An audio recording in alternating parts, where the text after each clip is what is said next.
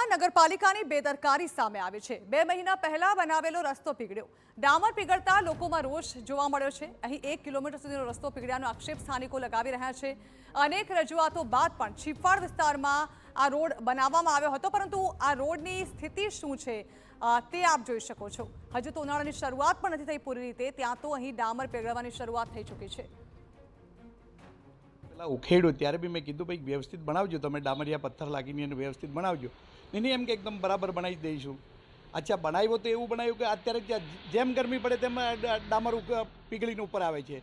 ઉપર આવવાથી વ્હીકલ ચાલવામાં તકલીફ પડે, માણસ ચાલે તેના પગ ચોંટી જાય, ગાડીઓ સ્લીપ થાય। એને મારે તો જે કોઈ એનો અધિકારી હોય એને મારે એમ કહેવાનું છે કે ભાઈ તમે આવીને જો। તો આપે જોયું કે હાલ ઉનાળાની શરૂઆત પહેલા જ અહીં કઈ પ્રકારની પરિસ્થિતિ સર્જાઈ ચૂકી છે। રસ્તો પીગળવા લાગ્યો છે, જેને કારણે રાહદારીઓને અહીંથી નીકળવામાં મુશ્કેલી પડી રહી છે।